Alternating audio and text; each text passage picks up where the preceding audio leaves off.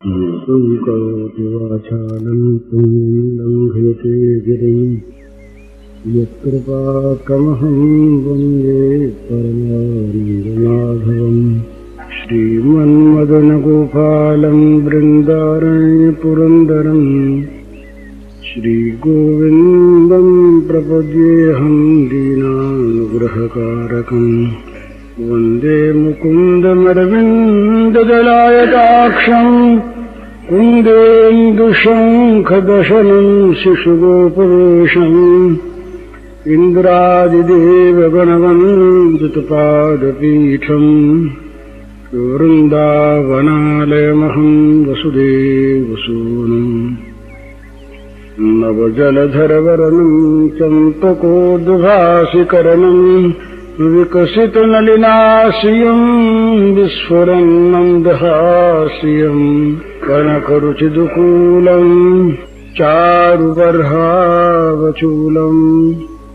कमपि निखिलसारं नौमि गोपीकुमारम् वंशीविभूषितकरान्नवनीरदाभात् पीताम्बरादन्नबिम्बफलाधरोष्ठात् पूर्णेन्दुसुन्दरमुखादरविन्दनेत्रात् कृष्णात् परं किमपि तत्त्वमहं न जाने। स्वामी दोहा लिखा बड़ा सुंदर। नारायण जाको दृगम सुंदर श्याम समाय फूलपात फलदारणी चाकू वही लखाए। बड़ी सुंदर चीज है, साधना की संपन्नता में प्राप्त होती है। पत्र पुष्प फल शाखा सभी में श्याम सुंदर के दर्शन हैं। जिनकी आंखों में ये प्यारा समा गया, इससे दूसरा कहीं नहीं दिखता। तो जब मैंने इसका सुनाया था आपको, एक कवि की सुनी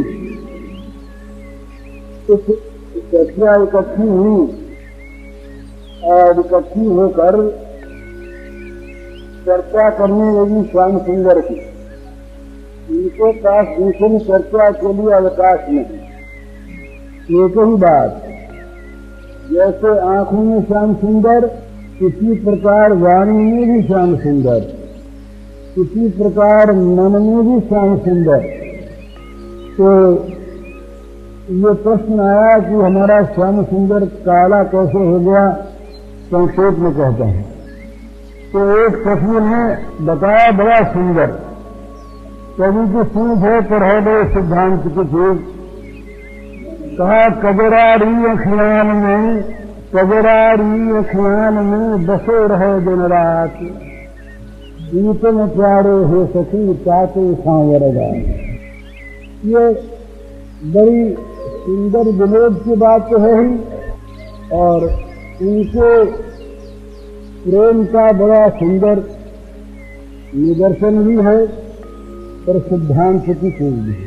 सीधी बात तो ये कि भाई काजल भरी आंखों में दिन रात बसा रहता है, इसलिए काजल लग लग के काला हो गया। तो काजल की कोठरी में रहे और काला न हो, संभव कैसे? ये तो बिल्कुल सीधा अर्थ है। पर आंखों की पुतली में जो बसा रहता है वो सिद्धांत की चीज है।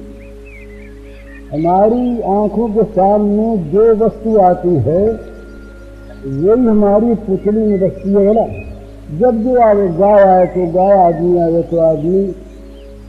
तो गोपी की आंख में ऐसा जादू, इसकी आंख के सामने श्याम सुंदर के सिवा कोई आवे नहीं, और यदि आवे तो वो श्याम सुंदर हो जाए। कितना बड़ा प्रेम का चमत्कार। और इसको वैसे सिद्धांत में लें तो ये नाम सर्वत्र सर्वंच नहीं पश्यति तस्याहं न प्रणश्यामि, सचने न प्रणश्यति। आंखें मन सब और उस एक को ही देखते हैं, दूसरा कोई है ही नहीं। तो नारायण स्वामी का बड़ा सुंदर ये दोहा है कि जब आंखों में, दृगों में भगवान श्याम सुंदर समा जाते हैं, वो श्याम सुंदर आंखों में अपना स्थान बना लेते हैं, दूसरे किसी को आने नहीं देते। जिन आँखिन में वह रूप बसो, उन आँखिन से फिर देखिए का। जिन आंखों में वो रूप बस गया, उनको दूसरा कौन सा रूप खींच सकता है, किसकी ओर वो आंखें देख सकती हैं।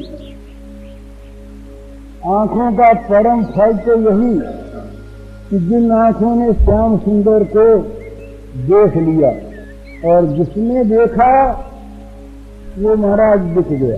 ये चीज जिसकी आंखों ने श्याम सुंदर को एक बार देख लिया, आंख भर कर देख लिया, इसका सारा कुल, इसका सारा लोक परलोक, इसके सारे भोग मोक्ष सदा के लिए मिट गए। वो श्याम सुंदर का हो गया। ब्रह्मांगा में माइकल ने एक लिखा, उसका हिंदी अनुवाद किया। जिसने देखा कभी नयन भव, मोहन रूप बिना बाधा, वही जान सकता है क्यों कर कुल कलंकिनी तो राधा। जिसने देखा कभी नयन भर, मोहन रूप बिना बाधा, वही जान सकता है क्यों कर कुल कलंकिनी तो राधा। कुल कलंकिनी बड़ा बुरा शब्द, और बड़े आदमियों के लिए, बड़ी स्त्रियों के लिए, बड़े लोगों के लिए सर्वथा अग्राह्य। कुल कलंकी कौन हो, कुल को कलंक कौन लगाए, पर इसका अर्थ दूसरा है। जैसे चोरों के गिरोह में कोई आदमी चोरी से मुख मोड़ ले, चोरी करना छोड़ दे, तो वो चोरों के कुल का कलंक हुआ कि नहीं? चोर समुदाय में कलंक हो गया। हिरण्यकशिपु ने प्रहलाद से कहा बड़े जोरों से कि तुम हमारे कुल कलंक हो। हमारा ये दानव खुद सर्वथा और सर्वदा विष्णु विरोधी, उस कुल में तुम ऐसे कलंक पैदा हुए जो अपनी कुल परंपरा का परित्याग करके और भजने लगे सूरज द्रोही को, तुम कुल कलंकी हो। इसी प्रकार ये सारे कुल का बंधन, संसार के, संसार सागर के दोनों कुल रूपी दोनों कुल, इनमें जो फंसा हुआ है आदमी, वो इसे छुटकारा पाता है कब? जब श्याम सुंदर की ओर खिंचता है महाराज, जब भगवान का वो प्रबल आकर्षण होता है, जब उनकी मोहन मुरली बजती है, जब वो खींचते हैं किसी को अपनी ओर, तो सारा कुलमान, सारा लोक परलोक, सारी भुक्ति मुक्ति, सारा सुख दुख, ये सब बह जाता है उस प्रवाह में, उस प्रेम सरिता के प्रवाह में। कुछ वहां अवशेष रह नहीं जाता। तो क्या हो गया? राधा ने बिना बाधा के उस मोहन रूप को देख लिया। जिसने देखा, कभी इसी काल में, आज भी, इसके बाद भी जो देखेंगे, माने भगवान के सच्चिदानंदमय सौंदर्य माधुर्य का, सुंदरता का केवल शरीर की सुंदरता नहीं है, ये तो बाह्य है। सुंदर तो आत्मा ही है, सुंदर तो भगवान ही है। तो जिसने उस सुंदर को, जिस अत्यंत मधुर को, जिस सौंदर्य माधुर्य सुधा निधि को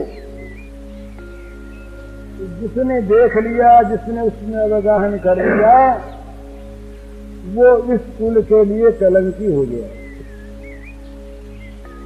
ये विषयों का कुल, ये भोगों का कुल और भोगों की कुल परंपरा, ये विषयों की गुलामी, ये इंद्रियों की दासता, ये मन का पारतंत्र, ये सब का सब भूल गया उसके जीवन में से। इसलिए जीवन वालों के लिए उसका कलंकी जीवन। भगवान श्याम सुंदर के लिए जो राधा कुल कलंकिनी बनी, वही तो वास्तव में कुलोद्धारिणी है। सारे कुल को पावन करने वाली वही।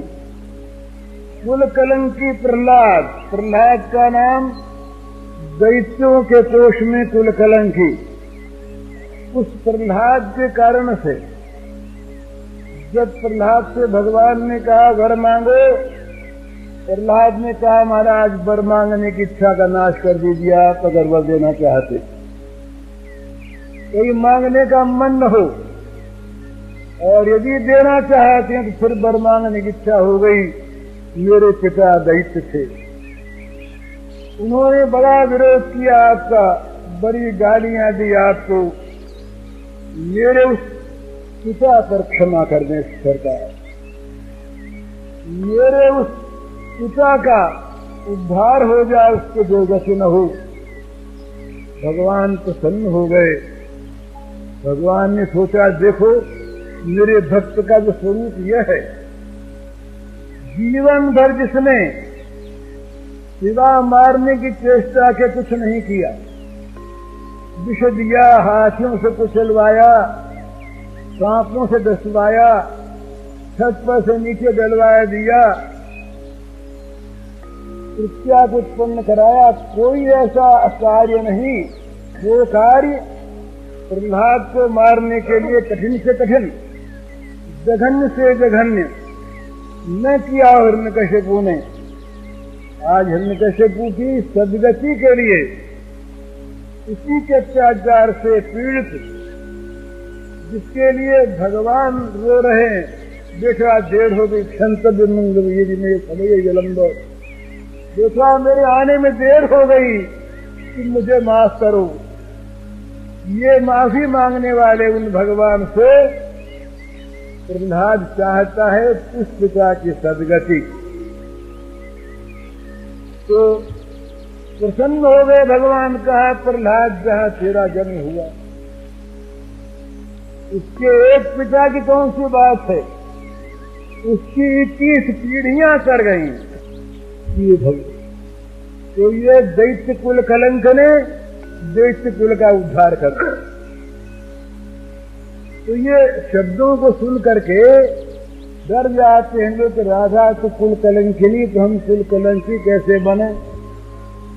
ये कुल कलंक ही तो कुलोज्ज्वल करने का साधन है परम, जो विषय संसार में फंसा हुआ यहाँ अयोग्य साबित हो गया, यहाँ जो नालायक साबित हो गया, जिसने झूठ से, बेईमानी से, अन्याय से, अत्याचार से धन कमाने की इच्छा छोड़ दी और फकीरी धारण करके दुख पाता हुआ, अपने कुल का, इस कुल का नाम डुबोता हुआ जो पहुंच गया भगवान के शरण में, इस प्रकार का जो कुल कलंकी, वही तो कुल का उद्धारक होता है।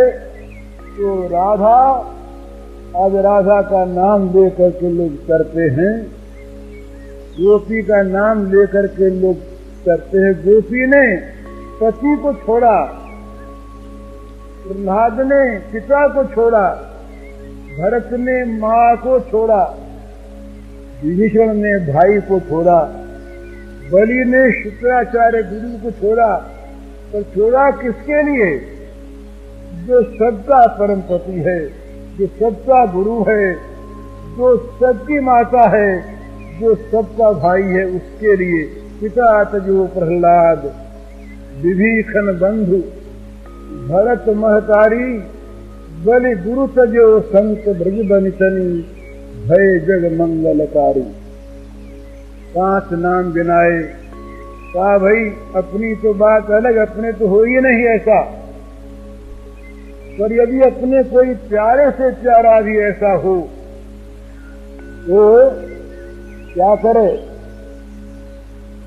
इस रामद्रोही का साथ छोड़ दे। क्यों? कि वो करोड़ों बैरियों से भी अधिक बड़ा बैरी है।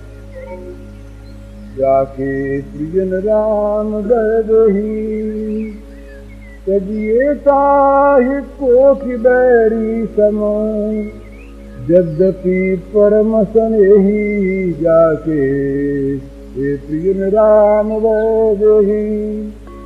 पिता तजो प्रहलाद, विभीषण बंधु भरत महतारी, बलि गुरु तजो कंस ब्रज बनितनी, भय जग मंगलकारी जाके प्रियन राम दही। नाते नेह राम सुमनियत, सुहृद सुसेज जहानो, अंजन काख जई फूटे, बहुत तक कहों कहालो जाके प्रियन राम दही। सुरमा क्यों लगाते हैं आंख में? आंख की रोशनी बढ़े तो जो सुरमा आंख छोड़ दे वो सुरमा दूर से हटा देने लगे। इसी प्रकार हम किसी के माता हैं, किसी के पिता, किसी के भाई, किसी गुरु, किसी के पति, और यदि अपने उन संबंधियों को हम नरक में ढकेलने का आयोजन करते रहें, क्या हम उनके स्नेही हैं? सदिए ताहि कोटि बैरी सम, करोड़ों बैरियों के समान हम त्याज्य हैं। तो ये त्याग कर देने वाले क्या कुल कलंकी थे? क्या प्रहलाद कुल कलंकी? क्या विभीषण कुल कलंकी? क्या भरत कुल कलंकी? श्री गोपांगना क्या कुल कलंकी? यही तो कुल का उज्जवल करने वाले हैं। इन लोगों ने अपने भगवान के लिए अपने आप को समर्पित कर दिया। उसको पाकर पृथ्वी धन्य हो गई, उसको पाकर कुल उज्जवल हो गया, उसको पृथ्वी में पाकर पृथ्वी के लोकपाल देवता सब परम पुलकित हो गए। पितर लोग नाचने लगे। ऐसा आता है कि जब किसी कुल में किसी भक्त का, वैष्णव का उदय होता है तो पितर लोक में नाच मच जाता। सब पितर नाच उठते हैं तो हमारे उद्धार की बेला आकर देवता लोग प्रमुदित हो जाते हैं कि हमारे लिए बड़ा सुअवसर आ गया। और भगवान भी सोचते हैं अपने मन में कि अपने को खेलने योग्य हृदय अभी मिलेगा। जिन हृदयों में कुवासनाएं भरी, जिन हृदयों में संसार की गंदगी भरी, जिन हृदयों में भोगों का रोग भरा, वहां भगवान कैसे खेलें? जो भगवान के लिए खाली सजाया हुआ सुसज्जित दैवी संपत्ति आदि से उस हृदय में, उस अंतःस्थल में भगवान आकर क्रीड़ा करते हैं, भगवान आकर खेलते हैं, वो बनता है भगवान की लीला स्थली। भक्त का हृदय ये भगवान की लीला स्थली। इसको छोड़कर भगवान कभी कहीं जाते नहीं, जा सकते नहीं। अतएव सब जगह सर्वथा और सर्वदा प्रेम हो जाने पर क्या होता है कि वो फूल पात फलदार में ताकूं वही दिखा। नारायण जाके दृगन सुंदर श्याम समा। सुंदर श्याम भला हमारी आंखों में क्या समा रहा है? जरा अपनी आंखों को देखिए, अपनी अंदर की आंखों से। हमारी आंख मंदिर में जाकर, भगवान की श्री मूर्ति के सामने जाकर भी गहनों को देखेगी, पोशाक को देखेगी, भगवान को नहीं देखेगी। जब भगवान का प्रसाद खाने बैठेंगे हम, तो हमारी जीभ प्रसाद के स्वाद को देखेगी, प्रसाद की आत्मा को नहीं देखेगी। ये बड़ी विलक्षण चीज है। प्रसाद में स्वाद नहीं होता, प्रसाद में भगवान होते हैं। प्रसाद में भगवान होते, स्वाद तो जीत की चीज है। रघुनाथ के सामने विष आ गया। ससुराल में रघुनाथ भक्त एक रहे, तो बड़े धनी थे, पहले धनी परिवार था और गरीब हो गए, अत्यंत गरीब हो गए। सारी जिम्मेदारी उनकी बिका गई, बड़ी बुरी अवस्था। तो रघुनाथ भिखमंगे हुए, पेट भरने के लिए भीख मांगने लगे और पुरी में मंदिर के सामने भिखमंगों के टोली में खड़े रहते, भीख मांगते। उनकी पत्नी जो रही वो किसी राज्य में दीवान की लड़की थी। तो उनको मालूम हुआ इस प्रकार से वो तो भिखमंगा हो गया और किसी काम का रहा नहीं, मकान वकान रहा नहीं, खाने पीने को सामान नहीं। तो दुष्ट बुद्धि उतरी मन में, सोचा कौन पूछने वाला लड़की का दूसरा ब्याह कर देंगे। वो जमाना दूसरा था, जब दूसरे ब्याह का नाम सुनकर विवाहिता और विवाहिता न होकर वागदान दत्ता हूं, अपने आप को गाली मानती थी, गाली सुनना मानती। ये दशा थी। तो विवाह की बात जब तय की पिता ने और भाइयों ने, तो इसका जीव उबला, आग लगी, कैसे खबर दूं उसको। तो किसी प्रकार से चेष्टा करने पर पता लगा कि वो रघुनाथ इस समय पुरी में भिखमंगे के रूप में रहता था। बड़ा वो भक्त, इसके मन में भी भगवान की बड़ी निष्ठा रही। भगवान को याद किया, महाराज किसी प्रकार बचाओ सतीत्व को मेरे। एक ब्राह्मण कोई मिल गया, भगवान ने भेज दिया कोई यात्री के रूप में। इसने चिट्ठी लिखी, इस प्रकार मेरा विवाह होने की बात हो रही है, तुम जहां हो जैसे हो मुझको आकर ले जाओ। चिट्ठी भी किसी सूत्र से बहुत जल्दी जा पहुंची उसके पास। पढ़ी उसने, भगवान की मर्जी, भगवान को उसने याद किया, जगन्नाथ जी को कुछ ऐसी व्यवस्था हुई कि वो दूसरे दिन वहां पहुंचा। तो अपने ससुर के मकान के सामने पेड़ था, अब रात को वहां तो पहरे लगे, कौन अंदर जाने दे भिखमंगे को। वो बाहर ही सो गया उस पेड़ के नीचे। इधर जब प्रातः काल लोग उठे, उसके स्त्री के भाई साले वाले वो निकले, ससुर निकले, देखा तो पहचान दिया है तो वही। अब लोग लज्जा कुछ भी अंदर ले गए। ऊपर से जरा अच्छे बोले, लेकिन अंदर उनके वो जहर भरा था। तो उन्होंने मिल मिला करके कोठरी में बैठ करके सलाह की क्या करें। तो जहां बुरी बुद्धि आती है, बुरी नीयत, वहां बुरी उपज होती है बुद्धि में। तो बाप बेटियों ने मिल के तय किया इसे जहर दे के मार देंगे, ये मरी जाएगा और उसके बाद फिर अपने कोई बोलने चालने वाला रहेगा नहीं, विवाह किसी प्रकार कर देंगे, कौन पूछता, हम तो दीवान ठहरे। तो उसने सुन लिया। वो बड़ी चौकन्नी थी, किसी प्रकार कान लगाए सुन रही थी, कैसे ही पता लग जाए ये लोग क्या करना चाहते हैं। इसके मन में था भय। फिर उसने कान लगाया तो उन्होंने ये कहा, रसोइये से ये कहा कि वो जानते थे कि ये बंगाल में एक मिठाई होती है संदेश, छेना से बनती है।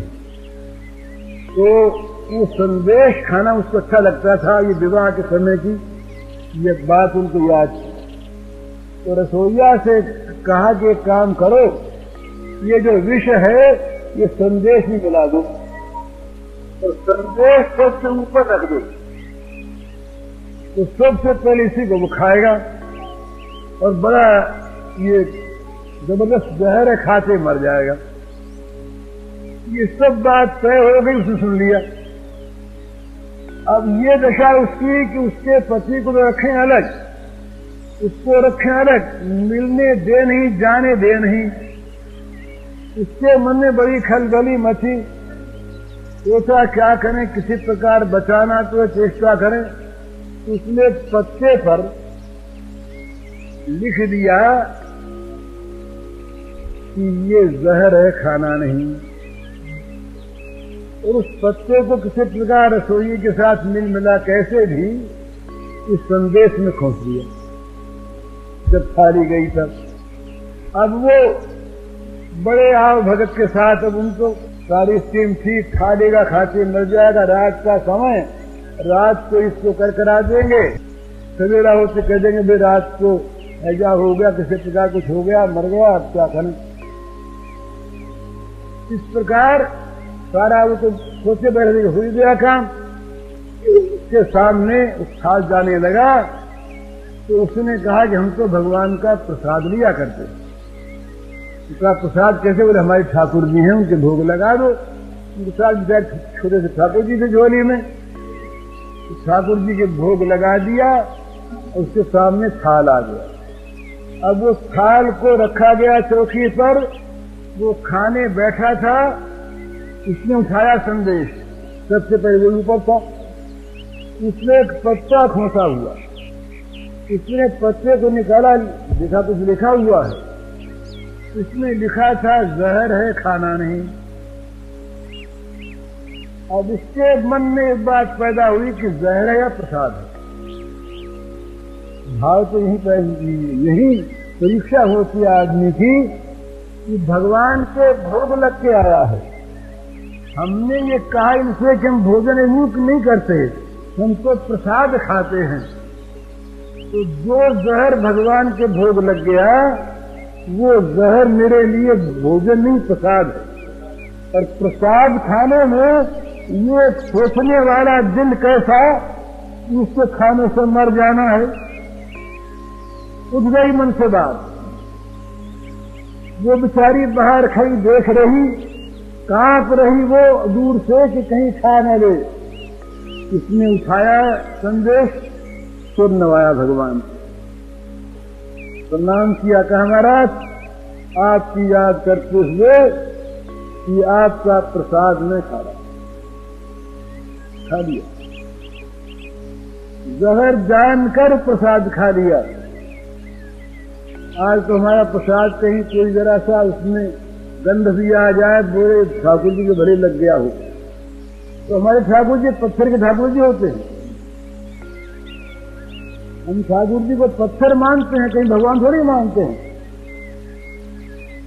ये तो ठाकुर जी उसके थे तो पत्थर थे नहीं, धातु थे नहीं, तो भगवान थे। भगवान को भोग लगा तो भगवान ने सोचा क्या करें, मुझे चमत्कार दिखलाना है। थोड़ी देर में वो बेहोश हो गया और उसके प्राण निकल, मर गया। अब सारे घर में खुशी मनाई जाने लगी, सब प्रसन्न हो गए कि काम बन गया। घर में कोई अगर दुखी था, एक वो लड़की थी दुखी और कोई दुखी नहीं। प्रतिकूलता अनुकूलता का संबंध होता है बोला। प्रतिकूलता में किसी की मृत्यु में सुख होता है और अनुकूलता में दुख होता है, ये स्वाभाविक बात। वो रोकर अलग जा करके बैठ गई। उसने भगवान से प्रार्थना की, भगवान मर गया कोई बात नहीं, सती हो जाऊंगी उसके साथ, लेकिन आपका प्रसाद खाया है इसने। प्रसाद खा करके अगर ये मर गया तो क्या प्रसाद खाने वाला कभी मरा है आज तक? वो बड़ी आर्त होकर भगवान को पुकारने लगी, हम अविश्वासी लोग आज के डिसनिस्ट लोग ये कैसे इस बात को समझें